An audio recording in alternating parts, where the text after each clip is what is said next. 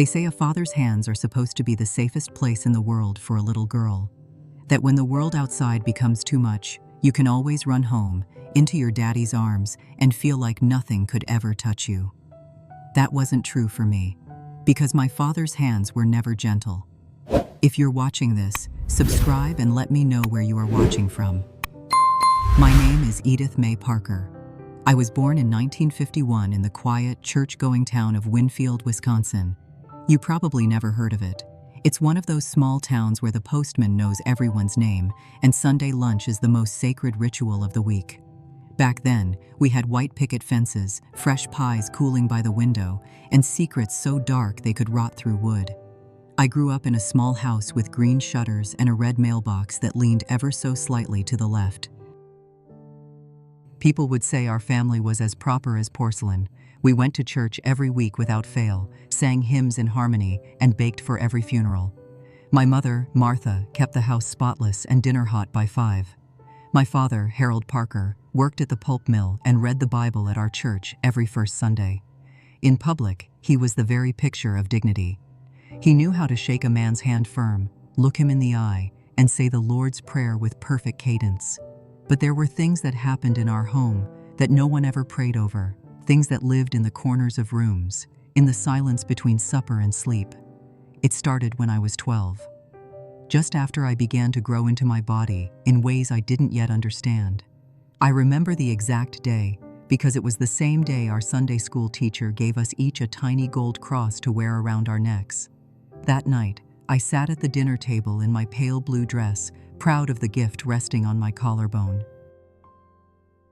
My father stared at me longer than usual across the mashed potatoes. When my mother stood up to take the dishes away, his hand brushed my knee under the table. At first, I thought it was a mistake. I flinched. He didn't. Afterward, he told my mother he would handle the basement cleaning, said I should help him learn responsibility. It was our ritual after that. The basement was unfinished cement floor, exposed pipes, and a bare bulb hanging from the ceiling. We stored boxes of Christmas lights and old winter coats down there, along with things we never spoke of. He'd send my mother out on errands, groceries, visits to the sick from church. Then he'd call me down to organize the shelves. I was 12. What did I know of shelves? At first, I thought if I stood very still, he'd forget I was there, but it didn't work that way. Every time it happened, he'd kneel in front of the old wooden cross nailed to the wall, the one he brought home from church renovations years ago, and whisper, "God forgives all weakness, Edith."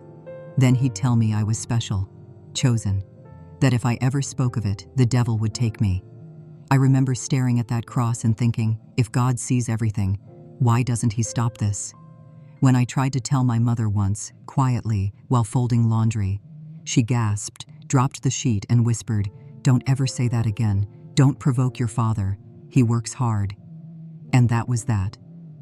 In towns like Winfield, families don't fall apart, not on paper. They keep their shape like bone china cups, even when cracked. Girls don't accuse fathers. Wives don't ask questions. Ministers preach about obedience. And children learn the art of silence before they learn to drive. That year, I stopped going to the church youth group, stopped singing in the choir. I began to skip meals, not because I wasn't hungry, but because my stomach curled into a knot that made food taste like metal. I sat at the dinner table and pretended to eat, while my mother smiled through conversations about rhubarb and quilting, and my father's hand rested too long on my shoulder. The worst part wasn't the pain, it wasn't even the fear. It was the knowing that I was alone in it. That if I screamed, the neighbors would only turn up the volume on their televisions. That if I ran, I would have nowhere to go. Some nights, I curled up in the corner of my closet and held the little gold cross like it could call down fire from heaven. But heaven was always quiet, just like our house. It's a strange thing, looking back, how something so evil can exist in a home that looks so normal. How the same man who carried me on his shoulders when I was 5 became the man I feared most in the world. That duality, the mask and the monster, lived in my house, under my roof, in my blood. Even now, at 74, I flinch when I hear the creak of old floorboards. My husband, bless his soul, knows not to walk too softly behind me. Trauma leaves an imprint, like the smell of smoke long after the fire is gone. People ask why I never told, why I waited so long, and I tell them, when you're raised to believe that silence is godliness, that obedience is virtue, and that family is sacred beyond questioning, breaking that silence feels like heresy. But I'm telling you now, not because I want pity, not because I seek revenge, but because somewhere out there, a girl is sitting in her closet holding a gold cross, wondering why heaven is so quiet. And I want her to know it's not because she's invisible, it's because we haven't spoken loudly enough. Yet, people often think the worst pain comes in the moment something happens. But for me, the real pain came afterward during the days when no one said a word about what had happened.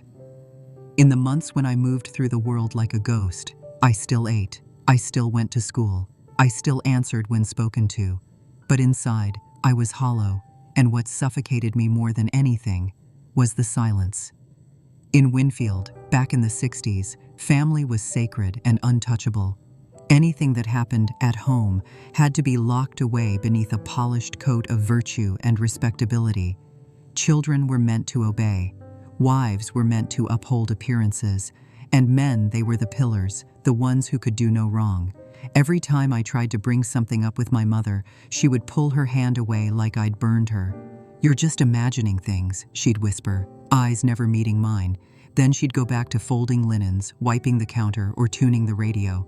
Anything, really anything that wasn't me. Anything that wasn't the question lingering in my eyes every day. Did you know? I began to fear the sound of my own voice. Every time I opened my mouth, it felt like I was speaking in a language nobody else could hear.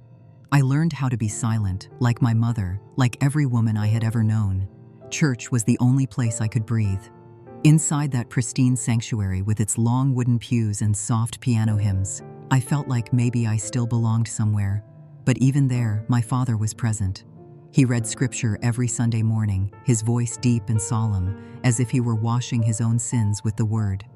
Once, I sat in the very back row, clutching my Bible as he read about mercy. "If any among you sin, repent before the Lord, and he shall forgive." My hands trembled. Forgiveness. Who was being forgiven, and who was being crushed? I began to question even my faith, not because I no longer believed in God, but because I couldn't understand why he would allow something like this to happen. In my prayers, I stopped asking for protection. I simply whispered, "Please, just see me. Just know that I'm here." Every morning, I wore long sleeves, even when the weather was warm. I kept my hair neat, my face bare, my gaze lowered. I did everything not to be noticed.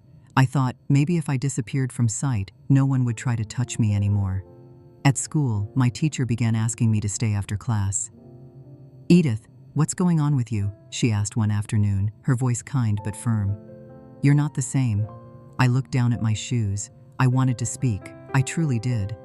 But my mother's voice echoed in my head. "Don't upset your father. He works so hard." I started keeping a journal, hiding it beneath my mattress. The pages were the only place I could be honest. One day, my father found it.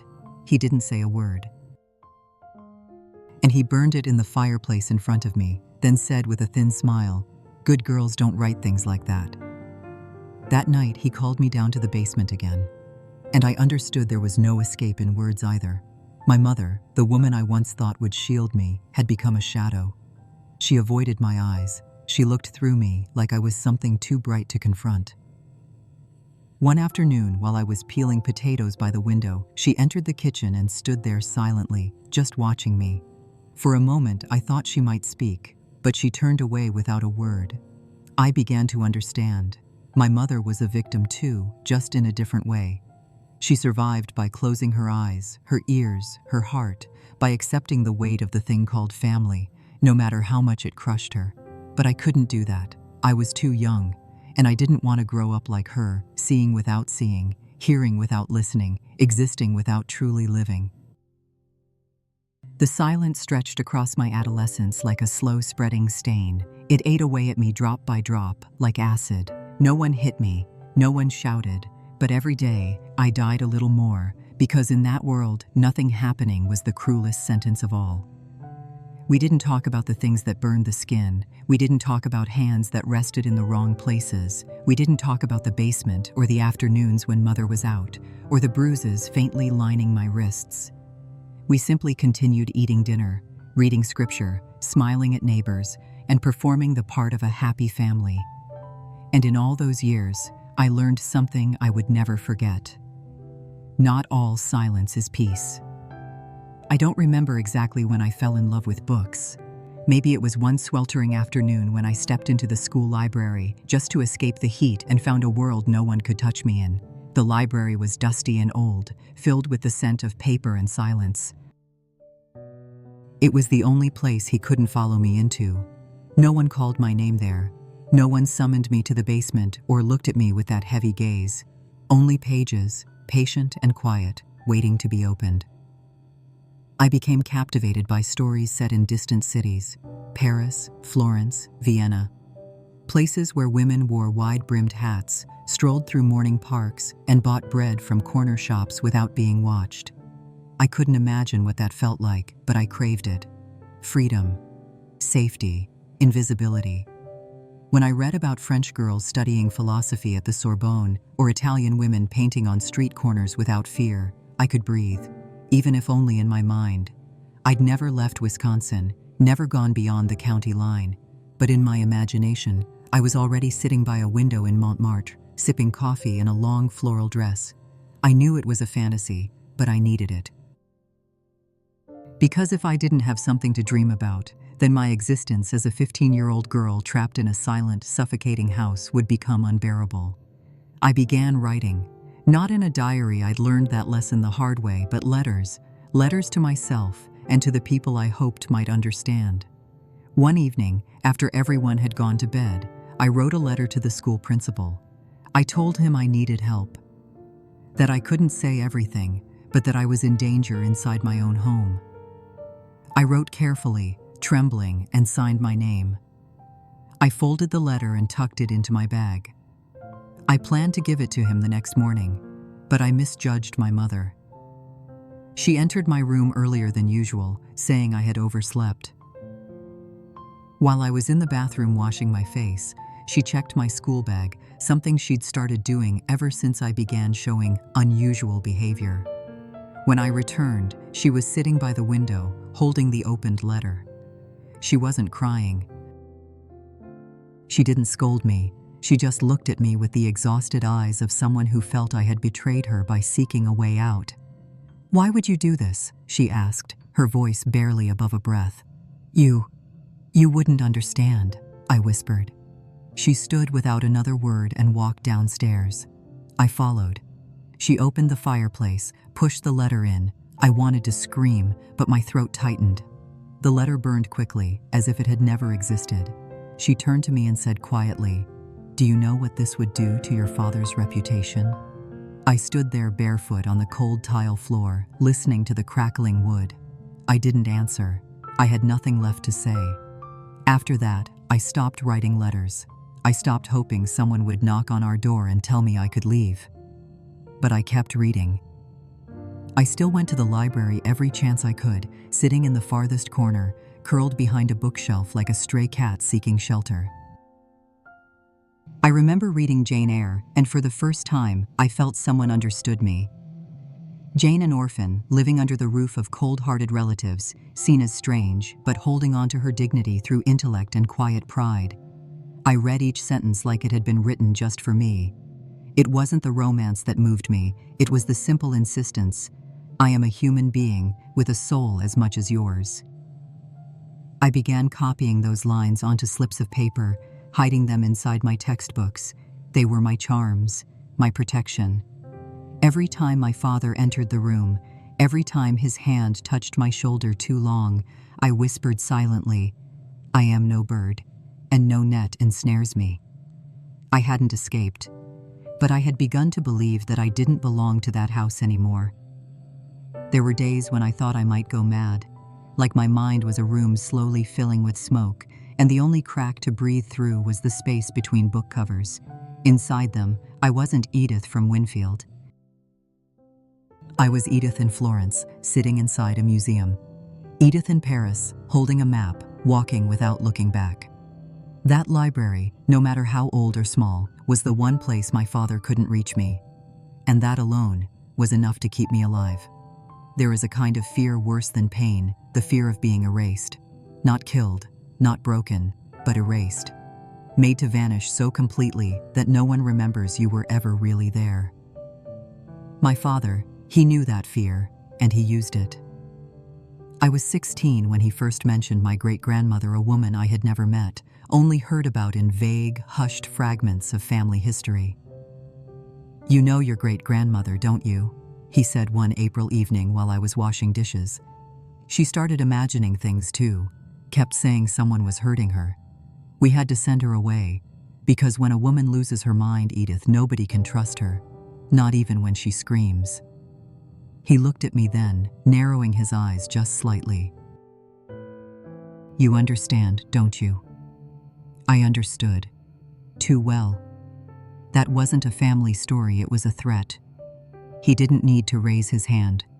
Just a few words like that, and I could already see the locked doors, the pale walls, the white gowns. I could hear the silence of a place where no one listens, where no one believes. He planted a question in my head like a blade of ice. If he really did it, would anyone take my side? I started to doubt myself. Every time I looked in the mirror, I wondered, is this real? Or am I just overly sensitive, like my mother says? What if I really am going crazy? But then, my body answered. In the summer of my 16th year, I discovered I was pregnant. There was no explanation, no boyfriend, no secret misstep. Just the undeniable truth I had buried for 4 years now made flesh. It wasn't tears that testified anymore. It was a heartbeat growing inside me. I didn't tell anyone.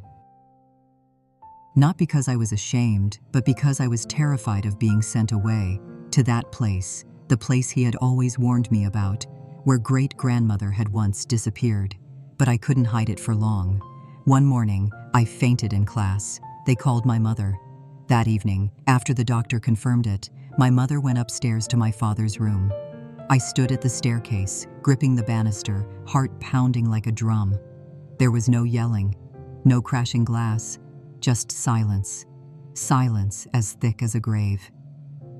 The next day, my mother drove me to the bus station with a small bag of clothes. "You'll spend the summer with Aunt Margie in Ohio," she said, eyes fixed on the road. I didn't object. I knew Aunt Margie was someone we hadn't spoken to in decades, and I knew this summer would be longer than most. The bus took me past towns I'd never seen before, past fields that seemed to stretch forever, and finally to a place not listed on any map. A facility for young women in need of temporary removal from their regular lives for reflection and rehabilitation. No one called me by my real name. They handed me a white nightgown, led me to a small room with nailed-shut windows, and gave me a strict daily routine. No one asked me, "What happened to you?" They simply said, "This is for your own good. Your mother thought it best. Your father agreed." I wasn't allowed to write letters, or make phone calls, or cry too loudly. During the first month, I sat in silence for hours, hands over my stomach, trying to feel the life inside me. Every pulse, every flutter was a tiny witness, a quiet protest, a truth no one would speak. I named the baby in my mind Lucille if it was a girl, Henry if a boy. I dreamed of running away, of renting a room somewhere small, of raising my child with my own hands. I'd tell them stories about Florence, about Paris, about Jane Eyre, and dignity. But by the 4th month, they brought me to a bright, cold room. The doctor wouldn't meet my eyes. They called it a necessary procedure. They signed the papers, gave me something to sleep, and when I woke up, my stomach was empty. No one told me where the baby went. No one let me hold it.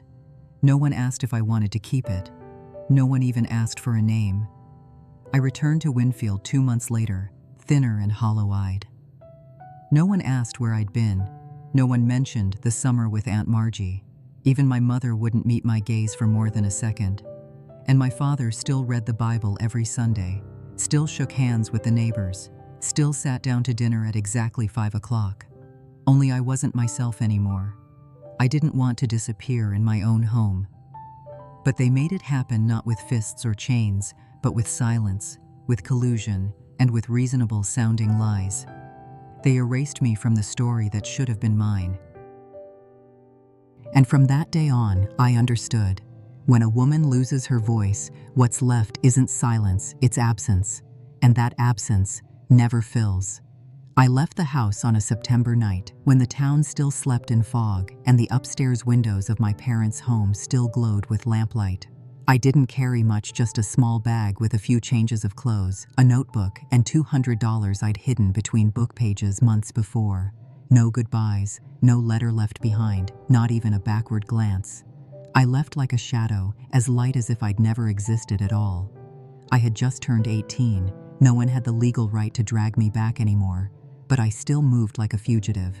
Because when the man who taught you fear also signed your birth certificate, you never feel entirely safe, no matter how many miles you've put between you. I arrived in Cedar Ridge, a smaller town than Winfield, but far enough that no one would recognize my name. I got a job as a waitress at a roadside diner. The pay was poor, the shifts long, but they paid in cash and asked no questions. I rented a one-room apartment, thin walls and a window facing the parking lot, where some kind of noise always echoed at night. I locked the door twice and carried a small knife in my coat pocket, not because I thought someone would attack me, but because I knew the world was not kind to girls whose voices had been taken. I didn't speak to men. Not out of hate, but because I hadn't yet relearned how to feel safe inside a conversation without something snarling just beneath the words. The first time a coworker, a soft-spoken busboy, asked if I wanted to grab a drink after work, I shook my head so fast he must have thought I didn't understand English. But I did. I just didn't trust myself to speak back. I began writing again, not for salvation but for proof.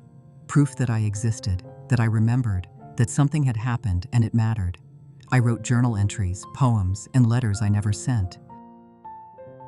The pages were the only place I dared say his name, describe the basement, the burned letter, the child taken. I didn't believe in forgiveness, not yet, but I believed in dragging the pain into the light of a single bare bulb and naming it exactly as it was.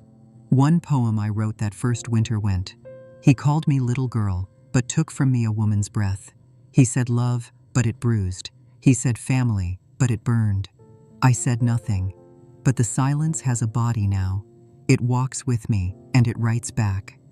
I didn't know if those words had value, but I knew that with each page, I pulled pieces of myself from the ash. I wasn't whole, but I wasn't shattered anymore. One day, I stopped by the town library.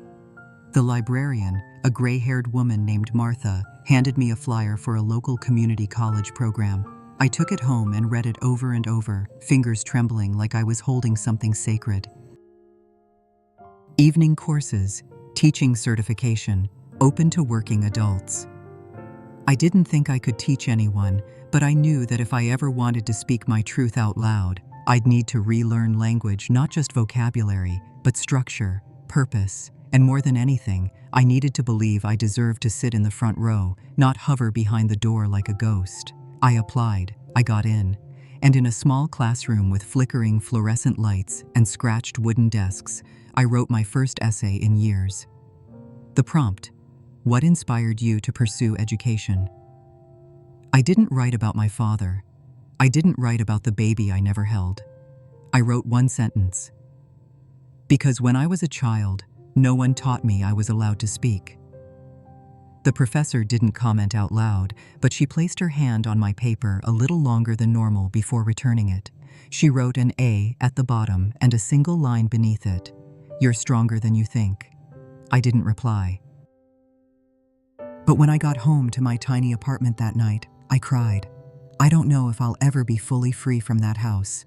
But I do know, the night I walked out, the September night, was the first time I chose life over survival. I still carry the bruises in my habits, in the way I lock doors, in the way I flinch at footsteps, in the way I avoid certain shadows. But I am not broken. I am not the child locked in a basement anymore. I am the woman who folds the knife into her coat and opens her notebook at night. He left me bruised, but not broken. And maybe, just that, was my first rebellion. When I was a child, I used to believe that the safest place in the world was in a parent's arms. But then, that very place became the basement of my fear, and it took me many years to understand that safety wasn't a location. It was a state of trust, and sometimes something you had to build for yourself. I can't quite pinpoint the moment it all began to change. Maybe it was when I stood in front of a classroom for the first time, 20 tiny faces staring up at me, and I didn't flinch. I had finished the teaching program. It hadn't been easy. There were exams that triggered panic, nights when I lay awake wondering how I'd afford the next semester. But I did it. I, the girl once threatened with an asylum for imagining things, now had a preschool teaching certificate framed on the wall of my little apartment. My first job was at a small community preschool, not fancy, not well-funded, but filled with children's laughter that spilled out the windows every morning. I remember my first day so vividly, standing on the steps, fingers clenched tight around the strap of my bag like I was about to enter a war zone. I wasn't afraid of the children, not really. I was afraid of myself, afraid I might unravel when I saw a boy with his father's eyes or heard a child's cry echo too close to memories I had spent years trying to bury. But no. When I walked into that classroom, the children ran toward me, grabbed my hands, asked me questions. They didn't know who I had been. They didn't care what had happened to me. To them, I was simply Miss Edith, a name clean of shadows, untouched by ghosts. There was one boy named Mason, 5 years old, curly hair, often scowling. He rarely spoke and mostly sat alone, drawing boats. One afternoon, I sat beside him, quietly, and asked, "Where's this one sailing to?" He was silent for a while, then said softly, "You're the only one who listens to me." I didn't respond. My throat tightened in a way I hadn't expected. That small sentence from a 5-year-old reached into the deepest part of me, the part I had boarded up for years. I didn't cry. But when my shift ended, I walked home slowly. And for the first time in a long time, I didn't feel like I was being chased by shadows. It was those children who taught me something no adult ever had, that I was not broken beyond repair, that I could be part of this world not through endurance, but through tenderness, by giving what I had once begged for: patience, attention, gentleness. I began to change the smallest things. I planted lavender in a pot on my windowsill. I stopped carrying the knife in my coat.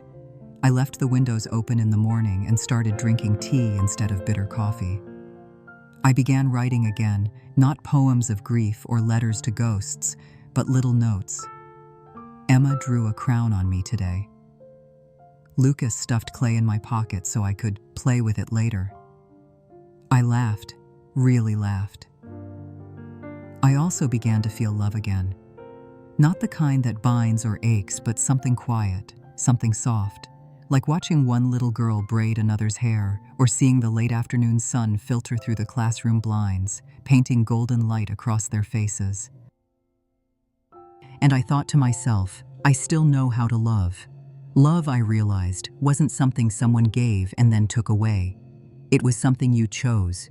You chose it in every moment you stayed present, every moment you listened instead of dismissed, every moment you softened toward yourself, not because you were perfect, but because you were still here. I was no longer a victim. I didn't need anyone to save me from my nightmares. I had built my own sanctuary. It didn't have walls or fences. It was quiet, rooted, inward, a gaze that could meet the past without trembling, a heart still beating, even if it had once been strangled, a hand that knew how to comfort not just others, but also itself. I became my own sanctuary. I wasn't looking for love. Truly, I believed I had closed that door long ago, locked it, buried the key, and built a wall of quiet resolve in front of it. I had learned to live alone, to work, to write, to take care of myself without asking anything of anyone. It wasn't a full life, but it was a life, and for me, that had been enough. Samuel came into my life as if he had always been there, simply waiting. He didn't barge in, he didn't knock loudly, he was just present, quietly, in a way that didn't provoke my defenses, but calmed them. I met him in the fall of 1977. The little diner where I usually got my morning coffee was having its floors redone, and he was the carpenter hired to do the job. When I walked in that day, he was kneeling on the floor, head down, carefully placing each board as though it were a small thing worth tending to. He looked up as I passed and nodded. No exaggerated smile, no lingering stare, just quiet acknowledgement he saw me, and that was enough. We didn't talk much at first, a few comments here and there. Do you prefer oak or ash? Or, it's a cold morning, isn't it? But I started to notice how he spoke to everyone with gentleness, never interrupting, never raising his voice. And most of all, he listened. That alone set him apart from nearly every man I'd ever known. I learned that he was a widower, his daughter grown and living out of state. He lived alone, worked with his hands, read old books at night, and kept to himself. He didn't ask about me. Not once did he say, "Do you have family?" Or, "What's your story?" I waited for those questions out of habit more than anything. But they never came. And that brought me peace. One day, while we were standing under the awning outside the diner during a light drizzle, I shivered a little from the breeze. He didn't say anything. He simply took off his coat and draped it gently over my shoulders. When I looked at him, he said only, "October mornings are sharp sometimes." I said thank you, but inside me, something stirred, something gentle and unfamiliar. We began seeing each other more often, not dating exactly, just walking together to the farmer's market on Saturdays. Sitting quietly with our books in the park, fixing up an old wooden table I'd found on the curb. In those moments, I began to relearn what closeness could be without danger. I discovered that not all silences were laced with fear. Some were simply space to breathe. Once, when he reached to brush a rose thorn from my hand, and I reflexively pulled back, he immediately stopped. No offense taken, no disappointment. He just said, "Only if you're ready, I can wait." Those 5 words, "I can wait," broke something open in me. All my life, I had been the one who waited, for someone to listen, to believe, to allow me to exist without fear. And now, someone was telling me that I was the one who could choose the pace, that I was not a burden to endure, but a person worth waiting for. We married in the spring of 1978, a small ceremony with a few close friends. I held a bouquet of lavender and we exchanged short vows. His went, "I won't promise to erase your past. I only promise never to make you hide it again." Samuel was the first man to hold my hand and not make me tremble. His touch didn't demand. It simply asked, wordlessly, "Are you okay?" And for the first time in my life, I could answer, "Yes, I am." Perhaps love isn't salvation, but for me, it was proof that a future could exist without denying the past. Samuel didn't save me. He simply stood still, with quiet patience, not moving forward, not pulling back until I stepped toward him on my own. He didn't ask for my past. He built me a future. I returned to Winfield on a warm morning in the summer of 1985, after 8 years away. They called me in the middle of the night. "Your father passed, stroke, in his sleep." The neighbor's voice on the other end was calm, as if reading a weather report. I didn't know what to say. I only replied, "I'll come." The bus ride took 6 hours, passing roads carved out of memory. The same cornfields. The same wooden houses with porches weathered by time, but none of it belonged to me anymore. I held my handbag close to my chest, as if to remind myself that I was no longer that girl. I was a woman now, a wife, a teacher, a survivor. The old house hadn't changed. Still the pale gray siding, the crooked porch rail, the lace curtains yellowed with age. But when the door opened and I saw my mother, I almost didn't recognize her. She was smaller. She hadn't aged gently. Her body had shrunk, her back hunched, her eyes clouded over, her hands trembled slightly as she reached for me. "Edith," she whispered, as if naming a ghost, then wrapped her arms around me like nothing had ever happened. Like I had just come home from school, not from a life she had once quietly erased. I stood still in her arms, I didn't hug her back, but I didn't pull away either. I let the moment pass over me, like a tide that would eventually recede. We didn't speak of my father, not once. He was gone, no grand funeral, just a quiet burial in the South Cemetery, on a plot my mother had bought back in 1973. When I arrived, his name was already etched into the stone, his birth and death dates, and a simple line beneath husband-father. I stared at those words for a long time and wondered if he had ever truly seen himself in them. I didn't cry, not because I was being brave, but because the grief had calcified long ago. The tears that once belonged to him had dried up the day I walked out of that house at 18. My mother now lived alone in that house, which felt far too wide and far too quiet. She spoke more to the walls than to me. Sometimes she mistook me for her long-dead sister. Sometimes she called me a classmate from school. Then suddenly, she'd snap back to lucidity and say things like, "Your eyes still widen like they did when you were little whenever you were scared." I didn't know whether to ache or remain still. Some part of me no longer allowed rage to rise, not because I forgave, but because I no longer needed my anger to survive. Every evening, I cooked her vegetable soup. She ate slowly, often spilling the spoon. I cleaned up without a word. One afternoon, while helping her change the bed sheets, she murmured, "Your father wasn't a bad man. He just didn't know how to love." I sat down beside her, my hand still gripping the fabric, and looked at her, this woman with paper-thin skin and hollowed eyes, still trying to explain away the choices of a man buried beneath the ground. I didn't respond. But I thought, a man who doesn't know how to love has no right to be a father. Still, I didn't say it out loud. I had come too far to go back to being the girl who needed her mother's approval.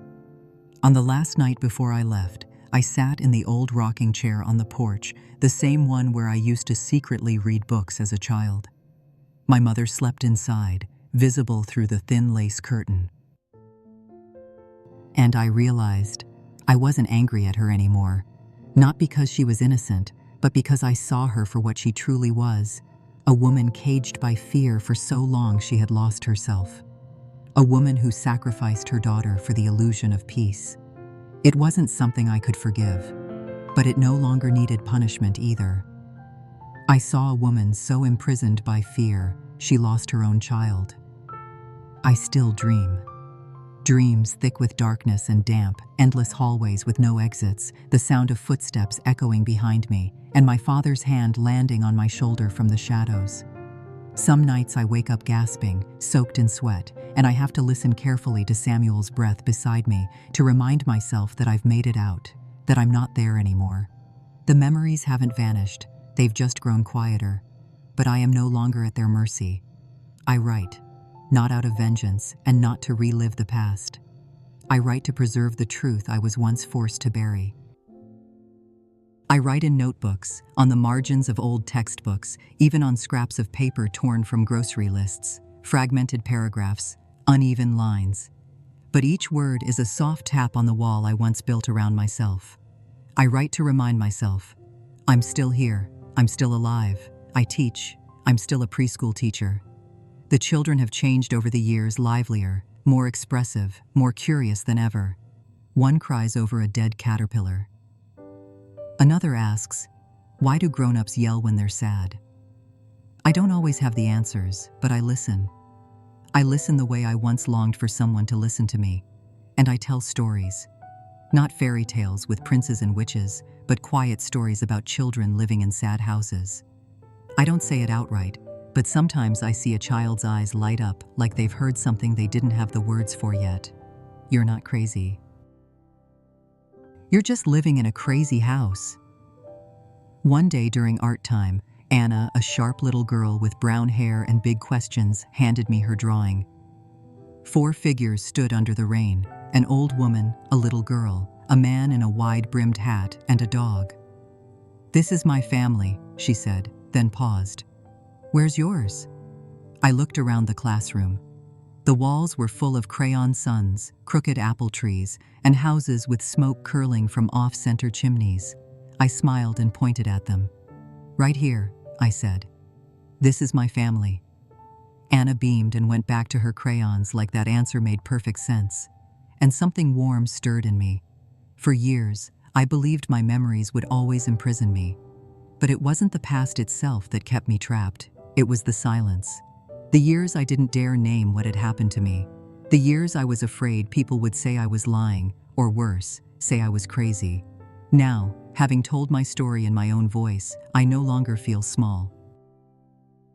I don't need anyone's pity. I don't need their belief. I tell my story so others' children, young women, silent women, might know there is a way out. Not a quick way, not an easy one, but a real one. I still have nightmares, but I also have Friday afternoons with fresh-baked cookies for my class. I keep every letter my students give me, even the ones that just say, "I like you." I grow lavender by the porch. I leave the window open. I laugh, and I tell stories.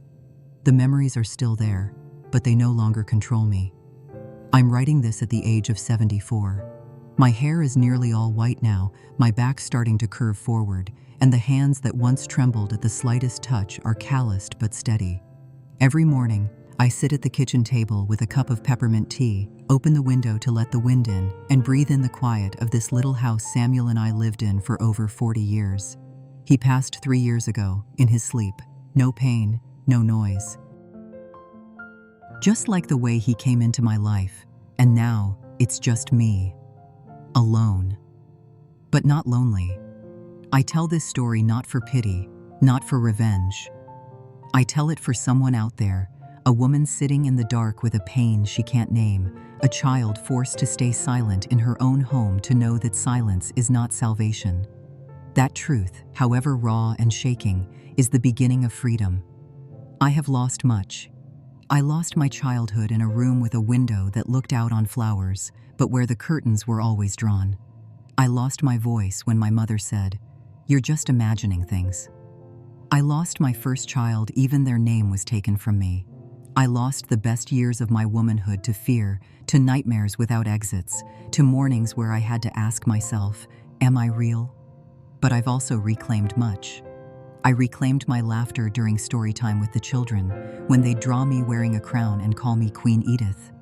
I reclaimed my trust when Samuel held my hand without asking why it shook. I reclaimed my ability to love in the clumsy hugs of my students, in the quiet nod from a child who rarely spoke. And most importantly, I reclaimed myself. Not the little girl I once was, the one whose father hurt her and whose mother looked away, but the woman who learned how to walk through darkened rooms of memory without getting lost. The woman who learned to live with what could not be undone and still chose gentleness. The woman who rewrote her life with her own hand. I am not what he did to me. I am everything I chose after that. I chose not to repeat the silence. I chose not to hide the truth just to make others comfortable. I chose to speak even when my voice shook, even when no one replied. Because truth doesn't need to be believed to be real. It just needs to be spoken once, and then again, and again, until we believe our voice is real, is worthy, is alive. When I shared this story with a group of young women at the local community center, some cried. Some sat quietly. One girl stood up and said, "I don't think I'm crazy anymore." And I smiled, because I knew we aren't meant to carry pain alone. We are meant to pass strength forward, not through wounds, but through scars that have healed, not to boast, but to prove survival is possible.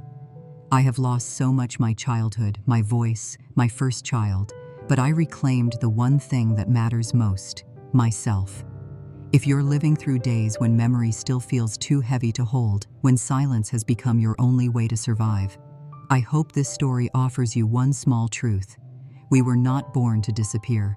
Even if no one ever protected you, even if your voice was dismissed, your pain ignored, your story erased, you still deserve a life that belongs to you.